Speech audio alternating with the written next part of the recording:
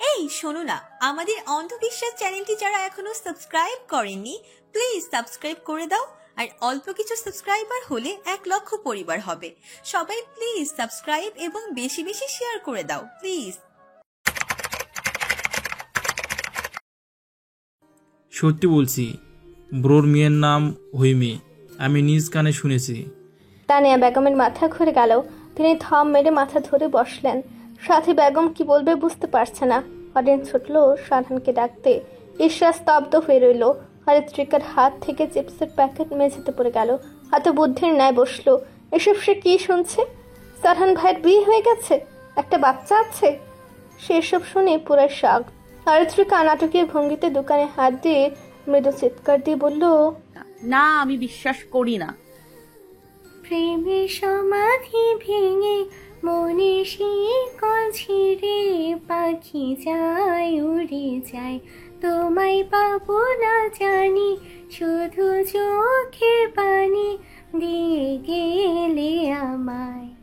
খাঁচার পাখি কভু খাঁচায় থাকে না, বনেরও পাখি বনের মায়া ছাড়ে না, পাখি যায় উড়ে যায়, আমার হৃদয় ভেঙে যায়।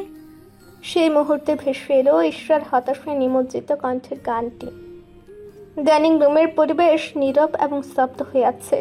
চারপাশে বিরাজ করছে গভীর পিনপিন নীরবতা শাসন। কারো মুখে কোনো শব্দ নেই। সবার চোখে মুখে অবিশ্বাস্য ধরনের জড়তা। মনে হচ্ছে সবাই একসাথে কোনো দুঃসহ বাস্তবতাকে উপলব্ধি করার চেষ্টায় নিমগ্ন। হঠাৎ ঘটে যাওয়া ঘটনাটা বজ্রপাতের ন্যায় আঘাত করেছে সবার সত্তায়। সাজাদ মায়ের পাশে নীরব ভঙ্গিতে বসে আছে, মাথায় 2 হাত চেপে ধরে। তার চেহারায় হতবুদ্ধির ভাব, মাথার ভেতর চিন্তার ঝড় বইছে। ঈশ্বর একপাশে মুখ ফুলিয়ে বসে আছে, চেহারায় অভিমান আর বিস্ময়ে আচ্ছন্ন। তার মনে কোনোভাবে আসল ঘটনার পূর্ণ রূপটা স্পষ্ট হয়ে ওঠেনি। হরিত্রিকার ওষ্ঠ কোণে পৈশাচিক হাসির রেখা ফুটে উঠেছে। তার চোখ শরীর দিকে নিবদ্ধ। সে অপেক্ষা করছে সেই সময়ের জন্য যখন তানিয়া বেগমের রশির তীব্র ঝাঁজ সারহানের উপর ঝরে পড়বে। সেই দৃশ্য দেখার মধুর প্রতীক্ষায় তার চোখে আনন্দের জোয়ার বইছে। সারহান ভাই যে ছুপা রুস্তম হতে পারেন তা তার কল্পনার বাইরে ছিল। হরিত্রিকার দৃষ্টি ঘুরিয়ে বাড়ির সদর দরজার দিকে তাকায়। তার চোখে মুখে গভীর প্রতীক্ষার ছাপ।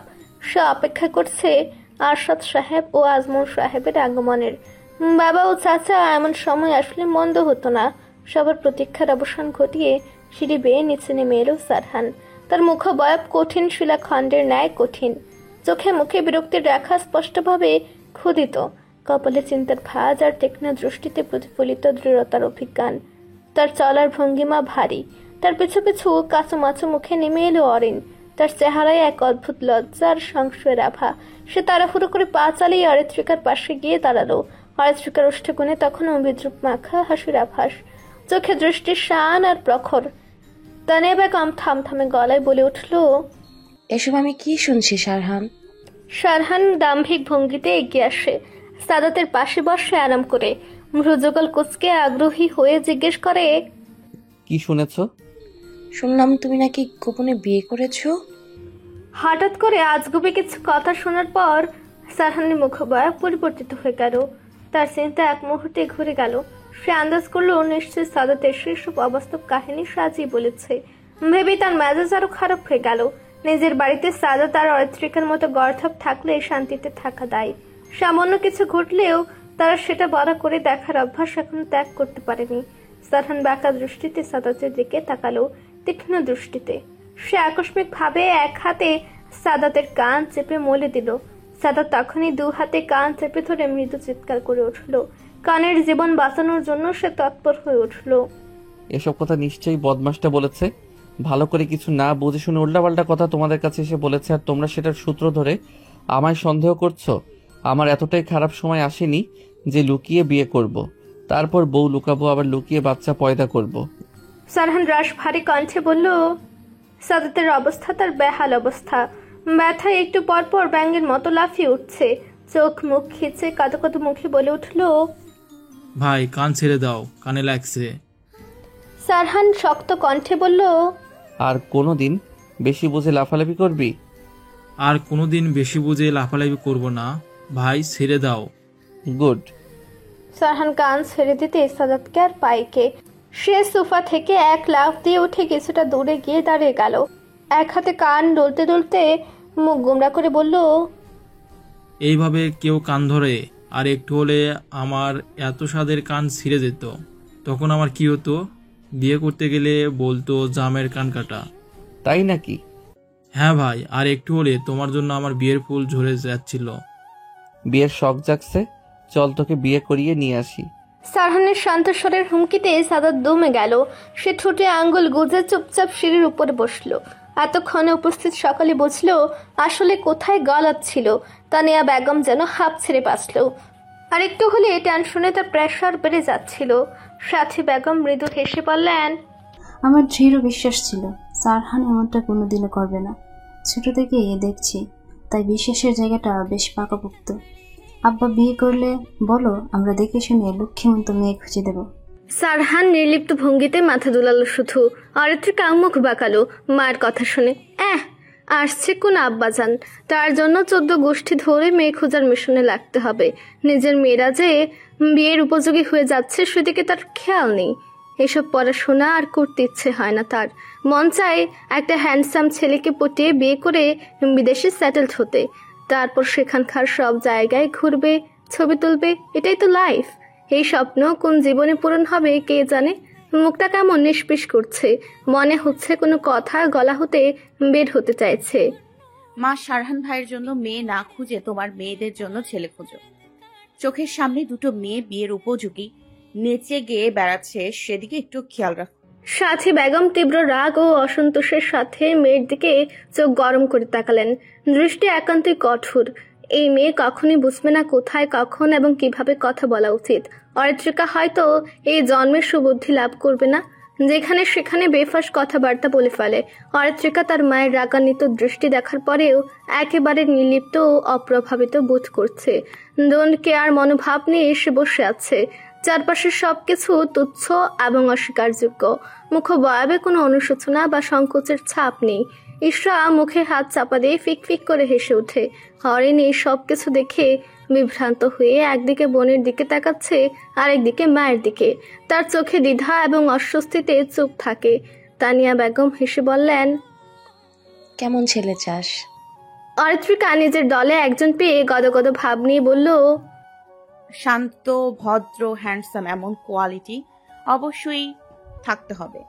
আর মোস্ট ইম্পর্ট্যান্ট কথা হলো, আমি যেহেতু ঘুরতে ভালোবাসি, বাইরের দেশে ঘুরতে যাওয়ার ইচ্ছে আছে, তাই ছেলেকে অবশ্যই ভ্রমণ প্রেমী হতে হবে।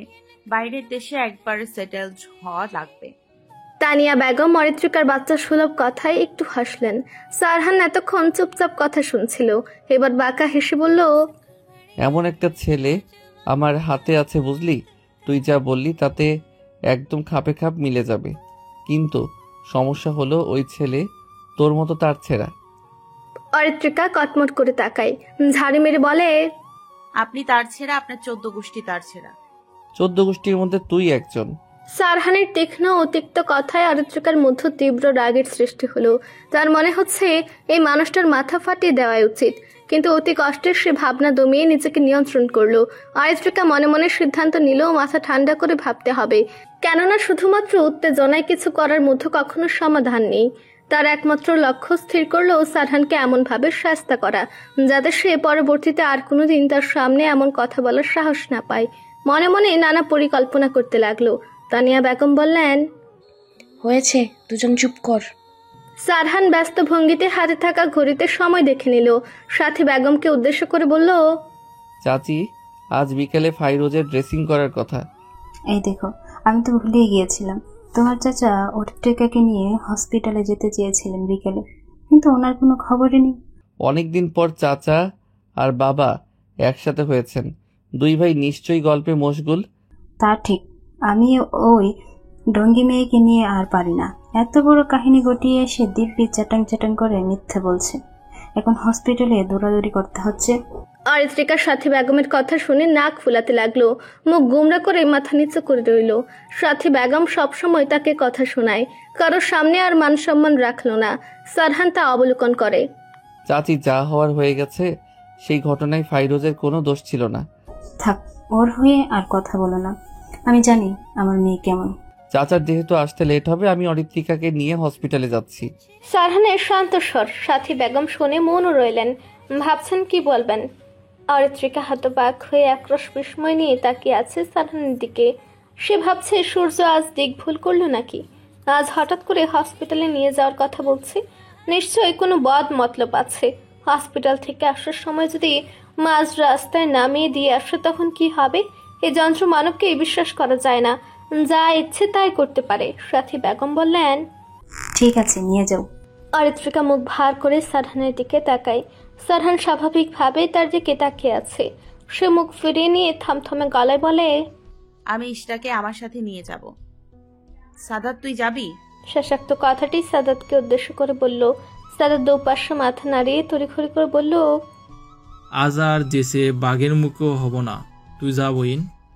অরিত্রিকা তিরিক্ষি মেজাজ নিয়ে ধপাধপ চলল তার রুমের দিকে। সে ভেবে পায় না আবার এই বদ মানুষটা তার শান্তির জীবনে অশান্তি লাগাতে এসেছে। সারহান গাড়ির সামনে দাঁড়িয়ে আছে, চোখে কালো চশমা, মুখে গাম্ভীর্য ভাব, ভ্রুযুগল বাঁকিয়ে তীক্ষ্ণ চোখ জোড়া সদর দরজায় নিবদ্ধ করে রেখেছে। বিরক্ত লাগছে বটে। এদিক ওদিক তাকিয়ে নিজেকে স্বাভাবিক রাখার চেষ্টা করছে। মেয়ে মানুষ মানে সব সময় লেট করবে। সারহানের থেকে কিছুটা দূরে আরেকটা গাড়ি দাঁড়িয়ে আছে। সেখানে তিনজন দেহরক্ষী সতর্কতার সহিত নজর বোলাচ্ছে। অরিত্রিকা আর ইশরা বাড়ি থেকে বের হলো হাসতে হাসতে। অরিত্রিকার পরনে নেভি ব্লু কুর্তি, চোখগুলো খোলা তবে ক্লিপ লাগিয়ে রেখেছে। হালকা সাজে যেন মোহনীয় লাগছে। দুজন গল্পে গল্পে বেশ মুশকুল। আশেপাশে কি হচ্ছে তাদের কোনো খেয়াল নেই। গাড়ির কাছে আসতেই অরিত্রিকা হুচট খেলো, ধম করে পড়লো সারহানের সামনে। পায়ে আঘাত লাগায় অবর্ণনীয় ব্যথায় আর্তনাদ করে উঠল। সারহান হঠাৎ শব্দ পেয়ে সামনে তাকালো। তার চোখে প্রথমে কিছুটা অবাক ভাব এলো, দ্রুত সে তার মনোভাব পরিবর্তন করলো। সামনের দৃশ্য দেখে বিরক্তিতে মুখ কুঁচকে আসে। অরিত্রিকা মাটিতে পড়ে গিয়ে কাঁদো কাঁদো মুখ করে বসে আছে। সে বিরক্তি প্রকাশ না করে তৎক্ষণাৎ দ্রুততার সহিত এগিয়ে গিয়ে অরিত্রিকার বাহু ধরে তাকে উঠে ফেললো। কপাল কুঁচকে ধমক দিয়ে বলল, চোখ কোথায় থাকে তোর, ইডিয়েট? অরিত্রিকা চমকে গেল। ব্যথা ভুলে দৃষ্টি নত করে বিরস মুখে উত্তর দেয়, চোখ চোখের জায়গায় থাকে। আপনি এমন উদ্ভট প্রশ্ন করেন কেন? তুই আসলে একটা স্টুপিড। সারহান দাঁতে দাঁত চেপে বলে। অরিত্রিকা খেয়াল করে সারহান তার দুবাহু ধরে আছে। সে অপ্রস্তুত হয়, মিনমিন করে বলে, সারহান ভাই, ছাড়ুন। সারহানের হাত আলগা হয়ে আসে। সে অরিত্রিকাকে ছেড়ে দেয়। তার চোখে বিরাজ করছে কঠোরতা। সে কোনো প্রতিবাদ করলো না। রাশভারী কণ্ঠে কোনো সমঝোতা বা অনুভূতি প্রকাশের কোনো ইচ্ছা নেই। শক্ত কণ্ঠে শুধু বলল, দুজন গাড়িতে ওঠ। সারহান কোনো প্রতিক্রিয়া দেখালো না। তার মুখ বয়াবে আলগা কোনো পরিবর্তন এলো না। সে আর সময় নষ্ট না করে দ্রুত গাড়ির দরজা খুলে সামনে বসে গেল। তার অভ্যন্তরীণ অস্থিরতা বাহ্যিকভাবে একদমই প্রকাশ করার ইচ্ছে নেই। অরিত্রিকা মলিন মুখে তাকায় সারহানের দিকে। সে ভেবে পায় না সারহান ভাই তাকে কেন এত পক্ষে। অসহ্যকর মানুষ একটা। অরিত্রিকা সেসব ভাবনা বাদ দিয়ে জামায় লেগে থাকা ময়লা ঝেড়ে গাড়িতে বসে পড়ে। বেচারা ইশরা হতাশ হয়ে বসে অরিত্রিকার পাশে। এই দুজন একসাথে হলে ফাইট লাগবেই। এর মাঝে গাড়ি স্টার্ট দিল। রাত 7:45। রাজশাহীর প্রধান সড়ক মানুষের কলরবে স্পন্দনে মুখরিত। যানবাহনের অবিরাম গতি, মানুষের চঞ্চল পদধ্বনি, কোলাহলে পরিবেশ ভারী হয়ে আছে। শিক্ষা নগরী বলে পরিচিত হলেও এই শহর এখন ব্যস্ততার নতুন সংজ্ঞা গড়ে তুলেছে। দিনের তুলনায় রাতই এখানে অধিক জীবন্ত। সড়কের দুধারে দাঁড়িয়ে থাকা রাজকীয় ল্যাম্পপোস্টগুলো তাদের হলদিতে আলো বিলিয়ে দিয়েছে জনমানুষের রাস্তায়। পথ চলতি মানুষের ছায়াগুলোকে দীর্ঘ থেকে দীর্ঘতর করে তুলছে। আলো আধারের এই খেলা শহরের ব্যস্ততম রাত্রিকে অন্যরকম আবহ এনে দিয়েছে। নানা শ্রেণীর মানুষ ছুটছে নিজ নিজ গন্তব্যে। কারো মুখে ক্লান্তির ছাপ, কারো চোখে তীব্র উদ্দীপনা। সড়কের পাশে সারিবদ্ধ দোকানপাট, শপিং মল, বিলাসবহুল রেস্তোরাঁ, সবখানে মানুষের ঢল নেমেছে। ফুটপাতের চায়ের দোকানে ধোয়া ওঠা কাপ হাতে আড্ডায় মগ্ন কয়েকজন। পাশে কোনো পথ শিশু কাগজ কুড়িয়ে নিচ্ছে। কোথা বা হাকারের উচ্চস্বরে ডাক ভেসে আসছে, ইশরা বেবি, আনমনা হয়ে কি ভাবছিস? ইশরা ঘাড় ঘুরিয়ে অরিত্রিকার দিকে তাকায়। অরিত্রিকা সন্দিহান দৃষ্টিতে তাকিয়ে আছে। মুখের ভাব ভীষণ সিরিয়াস। অরিত্রিকারা হসপিটাল থেকে বেরিয়েছে কিছুক্ষণ আগে। সারহান তার পরিচিত ডাক্তারের কাছে নিয়ে গিয়েছিল অরিত্রিকাকে। ড্রেসিং করে কিছু জরুরি ওষুধপত্র নিয়ে আবারও গাড়ি করে রওনা দিয়েছে গন্তব্যে। ইশরা গভীর চিন্তায় ডুবেছিল। কিছুক্ষণ চুপ থেকে ধীর স্বরে বলল, ভাবছিলাম তোকে যে শ্যুট করেছে তার কোনো খোঁজ পাওয়া গেল না কেন? আর সবচেয়ে অদ্ভুত ব্যাপার, তোর গায়ে যে গুলি লেগেছে সেটা কোনো নিউজ চ্যানেল বা সংবাদপত্রে কোথাও হাইলাইট হয়নি। সবকিছু কেমন যেন ধোঁয়াশার মতো লাগছে। অরিত্রিকাও ভাবুক হয়ে গেল। কিছুক্ষণ মন থেকে সামনের ফ্রন্ট সিটে বসে থাকা সারহানের দিকে তাকালো। সে কিছু একটা আন্দাজ করে ফিসফিস করে বলল, এসব শারহান ভাইয়ের পাওয়ার বোন নিশ্চয়ই ওই ব্যাটাকে গুম করে দিয়েছে আর নিউজ চ্যানেলের লোকেদের চুপ থাকতে বলেছে। এই জন্য এসব রাজনীতিবিদদের আশেপাশে সামনে পেছনে থাকতে নেই। কখন দেখবি আমাদের মতো নাদানদেরও গুম করে ফেলে। ইশরা সিটে একটু নড়ে চড়ে বসলো। ওষ্ঠ কোণে এক চালতে রহস্যময় হাসি ফুটিয়ে চক্ষুদর শুরু করে তাকালো অরিত্রিকার দিকে। গলায় খোঁচা মারা সুর এনে বলল, আগে তো খুব বলতি রাজনীতিবিদকে বিয়ে করবি, এখন আবার মুখে অন্য বুলি ফুটলো কেন? অরিত্রিকা চমকে উঠল।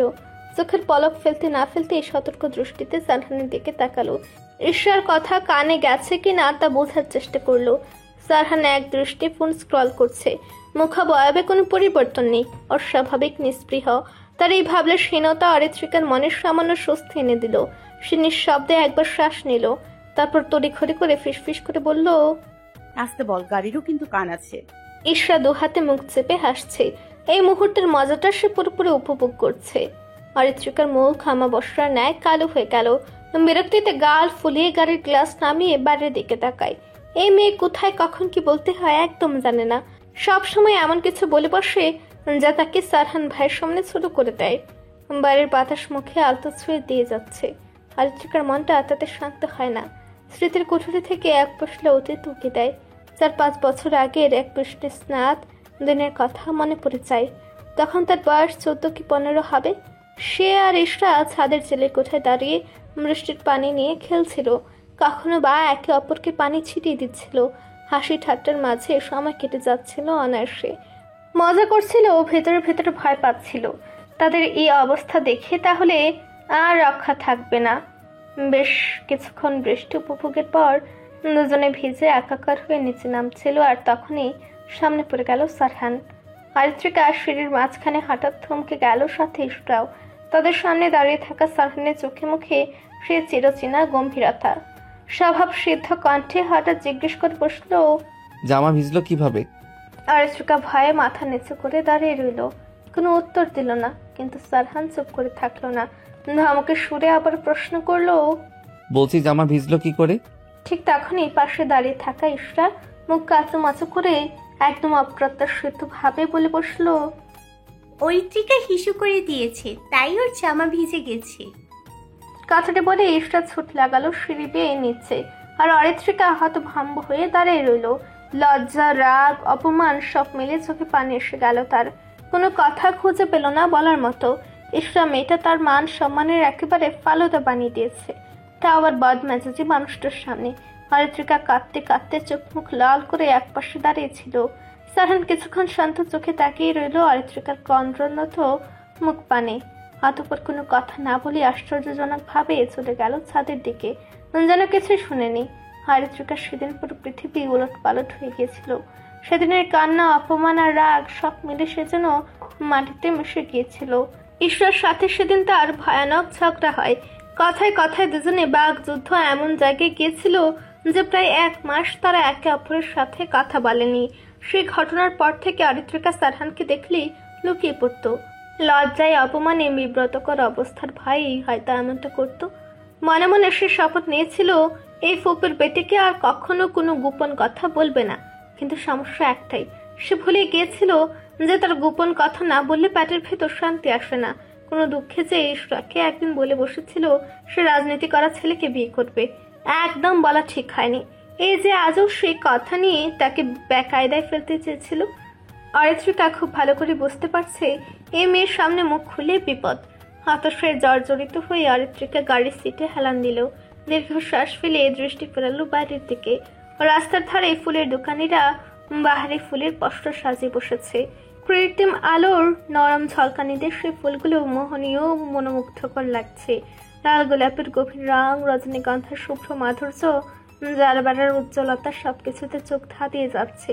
অরিত্রিকা এক দৃষ্টিতে সেই দিকে তাকিয়ে রইল। চোখ জুড়ে গেল, মন একটু প্রশান্ত হলো যেন। অজান্তে মন ডেকে বলল তার এই মুহূর্তে লাল গোলাপ চাই। শারহান ভাই, গাড়ি থামাতে বলুন। অরিত্রিকা আচমকা উচ্চ স্বরে চিৎকার করে উঠল।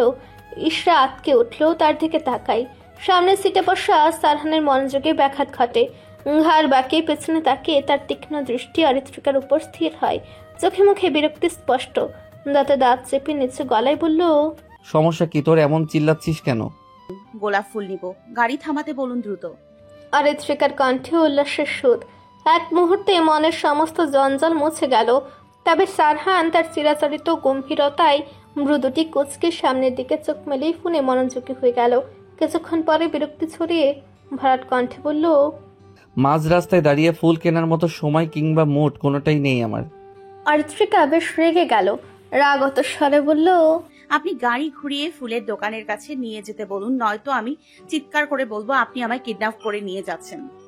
অরিত্রিকার কথায় সারহানের কোনো হেলদোল দেখা গেল না, বরং খুবই আশ্চর্যজনক ভাবে পাত্তা না দিয়ে এসে নিজ কাজে ব্যস্ত হয়ে গেল। গাড়ি চলছে গন্তব্যে। অরিত্রিকার মন নিমিষে ভেঙে চূর্ণ বিচ্ছিন্ন হয়ে গেল। রাগ যেন মন খারাপে পরিণত হলো। নাক ফুলে মুখ গুমরা করে অন্যত্র তাকিয়ে রইল।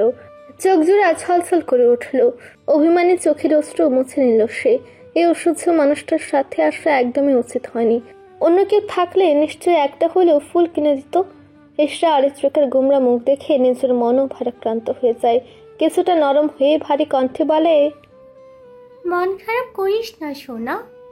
শারহান ভাই একটা আস্ত বদমানুষ। কি এমন চেয়েছিলাম আমি? শুধু ফুল কিনতে চেয়েছিলাম। কিপটা একটা ভেবেছে আমি ওনার টাকায় ফুল কিনবো। আমারও টাকা আছে, এটা হয়তো ভুলে গেছেন। অরিত্রিকা মলিন মুখে বলল। ইশরা অরিত্রিকার মনকে কিছুটা শান্ত করার জন্য তাকে সান্ত্বনা দিয়ে বলল, আগামীকাল আমি আর তুই ঘুরতে যাব পদ্মার পাড়ে। পছন্দের লাল গোলাপ কিনে দিব, আর মন খারাপ করে থাকিস না। অরিত্রিকা মন খারাপ করে বসে থাকে। ইশরা হতাশ হয়ে সামনে তাকায়। মিররের চোখে পড়তেই ভরকে যায় সে। সারহান গম্ভীর মুখে মিররের দিকে তাকিয়ে তাদের অবলোকন করছে।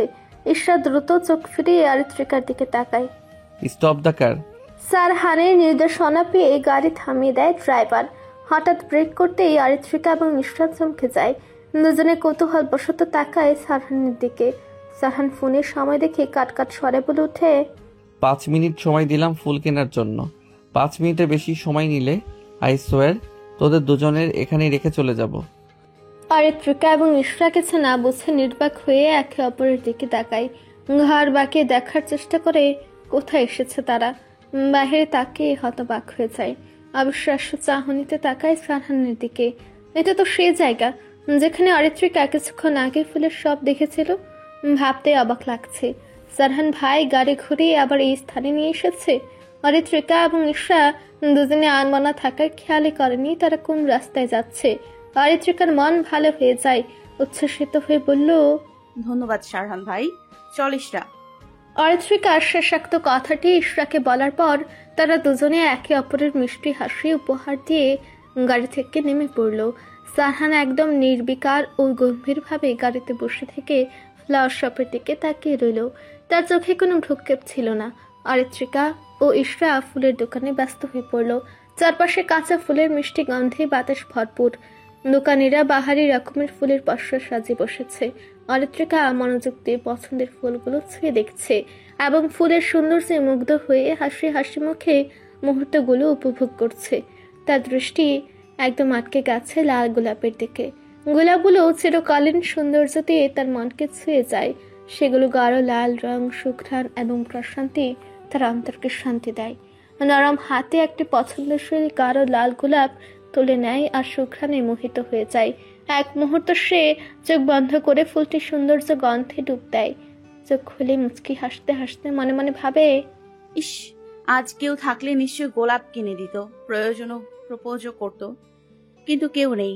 ঠিক তখনই ইশরা পাশে এসে দাঁড়ায়। অরিত্রিকা তার সাথে ফিল্মি স্টাইলে কিছু মজা করে ভাবতে থাকে। যে ভাবা সেই কাজ। ইশরাকে তো ফ্রেন্ড হিসেবে প্রপোজ করাই যায়। অরিত্রিকা ঘাড় ঘুরে রাগ না করে সামনের দিকে হাতের গোলাপ বাড়িয়ে প্রাণবন্ত আমোদিত কণ্ঠে বলে ওঠে, I love you, do you love me? কিন্তু হায় কপাল, কাকে কি বলে ফেললো। সামনে ভালোভাবে তাকাতে এসে স্তম্ভিত হয়ে গেল। চোখ তার চরক গাছ। দ্রুততার সহিত হাত নামিয়ে তটস্থ ভঙ্গিতে দাঁড়ায়। সামনের মানুষটাকে দেখে তার কলিজা কেঁপে উঠেছে। সামনে ইশরা নয় বরং জাদরুল সারহান ভাই দাঁড়িয়ে আছে। নিশ্চয়ই বাজ খায় গলায় ধমক দিবে, নয়তো পাবলিক প্লেসে থাপ্পড় খাবে।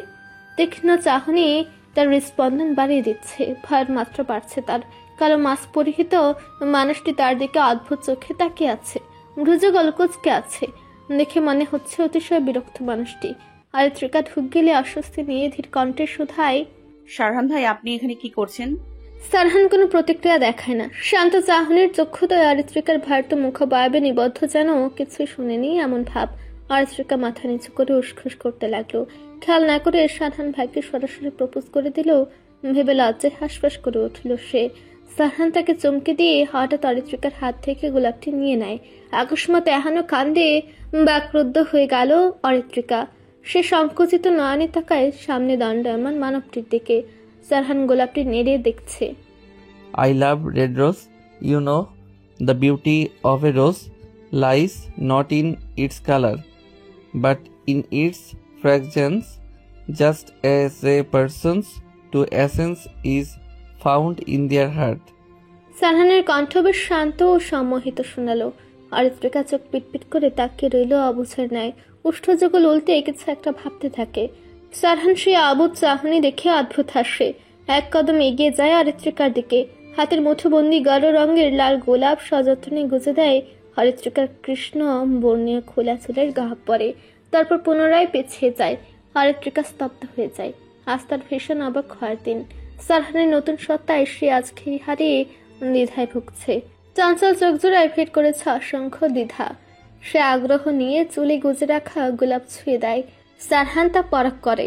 সারহান স্বাভাবিকভাবে বলে, You don't look bad at all with a rose tucked in your hair.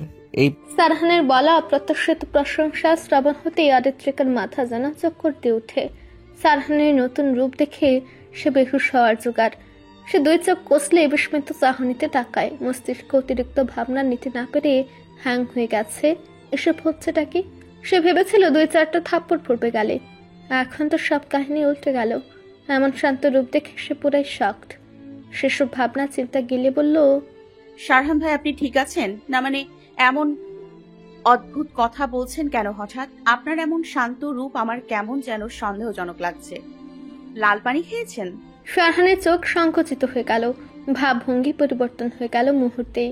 ভরাট কণ্ঠে বলল, পাবলিক প্লেসে থাপ্পড় খেতে ইচ্ছে করছে তোর? 2-4টা থাপ্পড় মেরে আমার আসল রূপ দেখিয়ে দিব? সারহানের কণ্ঠের গম্ভীরতা মুহূর্তের মধ্যে বদলে গেল। চোখের তীক্ষ্ণতা যেন আরো প্রবল হয়ে উঠল। অদ্ভুত শীতলতায় ভরা ভাবভঙ্গি অরিত্রিকার শির দ্বারা ঠান্ডা করে দিল। অরিত্রিকা একটু উচ্ছ্বাস শব্দশ্বাস ফেলল। তড়িঘড়ি করে বলে, না না না, দরকার নেই। আপনি এখানে দাঁড়ান, আমি ইশরাকে ডেকে নিয়ে আসছি। অরিত্রিকা কথাটা বলে সেখান থেকে পগার পার হয়ে যায়। সারহান খিচে আসা মেজাজ নিয়ন্ত্রণ করতে লাগলো। দৃষ্টি ফিরে এই পাশের কাঠের টেবিলে সাজিয়ে রাখা ফুল দেখতে থাকে। বেশ কয়েকটি গোলাপ মুঠোয় নেয়। মৃদু রহস্যময় হেসে আওড়ায়, যার হৃদয় রুক্ষতা সে কখনোই লাল গোলাপের ভালোবাসা অনুভব করতে পারে না, কারণ সেই ভালোবাসা তো মনোমুগ্ধকর ও মিষ্টি অনুভূতি। অরিত্রিকার বাড়ির সামনে এসে থামলো আভিজাত্যপূর্ণ গাড়ি দুটো। পেছনের গাড়ি হতে নেমে দাঁড়ালো দুজন দেহরক্ষী এবং সতর্কতার সহিত বিশেষ ভঙ্গিতে রাস্তা বরাবর দাঁড়িয়ে গেল। এরপর এর সামনের গাড়ি থেকে নামলো সারহান। মুখবাবের অভিব্যক্তি কঠোর এবং গম্ভীর। সে দাম্ভিকতা বজায় রেখে বক্ষ টান করে 2 কদম এগিয়ে এসে কিছুটা দূরে দাঁড়ালো। গাড়ির পেছনে দরজা খুলে নামলো অরিত্রিকা এবং ইশরা। দুজনে বেশ শান্ত এবং নীরব। দুজনে ভদ্র মেয়ের মতো এগিয়ে আসলো ধীর পায়ে। সারহানের কাছাকাছি আসার আগেই ইশরা অরিত্রিকাকে ইশারা করে বাড়ির ভেতরে যাবে। অরিত্রিকা কিছু একটা বলার জন্য ডাকবে, সে সময়টুকু পেল না। তার আগে ইশরা হম্বি তম্বি করে ভেতরে চলে গেল। অরিত্রিকার মেজাজ ছুটে গেল। সে বেজায় বিরক্ত হয়ে সে স্থানে থম মেরে বাড়ির সদর দরজার দিকে তাকিয়ে রইল। কিছু বলবি? সারহানের গম্ভীর কণ্ঠস্বর কর্ণকুহরে প্রবেশ করতেই অরিত্রিকা চমকে উঠল। সদর দরজা হতে চোখ ফিরে সারহানের দিকে তাকালো তটস্থ ভঙ্গিতে। চঞ্চল ভীত দিশাহীন চক্ষুদয় স্থির করলো শ্যামা মানবের মুখ বয়াবে। রাতের রাস্তার পাশের ল্যাম্পপোস্টের সোডিয়াম ক্ষীণ আলোয় ক্ষীণ বাদামি বর্ণের চক্ষু, সরু নাক, কালচে এলোমেলো চুল, খোঁচা খোঁচা দাড়ি চোখে পড়ল। চোখে মুখে গাম্ভীর্য ভাব ফুটে উঠেছে। এই গম্ভীর মানুষটাকে সে কবে হাসতে দেখেছে মনে নেই। এমন অ্যাটিটিউড নিয়ে ঘুরলে যে কোনো মেয়ে দেখলে একদম ফিদা হয়ে যাবে। পারিশ্রিকার চোখ কেমন ধাঁধিয়ে যাচ্ছে পুরুষালী তীক্ষ্ণ চাহনিতে। সে একটু অপ্রস্তুত হয়ে যায়। তার চাহনি স্থির হয় না তীক্ষ্ণ দৃষ্টির চক্ষুদয়ে। সে দ্রুত চোখ ফিরিয়ে মাথা নত করে ধীর কণ্ঠে বলে ওঠে, কিছু বলবো না। সারহান অরিত্রিকার অদ্ভুত আচরণ লক্ষ্য করে। কিছুটা কৌতূহলী হয়, কিন্তু তা দমিয়ে রেখে 2 হাত বুকে গুজে ভরাট কণ্ঠে বলে, নিয়মিত ভালোবাসার গল্প শুনতে এবং পড়তে আমাদের অন্ধবিশ্বাস চ্যানেলটি সাবস্ক্রাইব করে পাশে থাকা বেল আইকনটি ক্লিক করুন। ধন্যবাদ সবাইকে।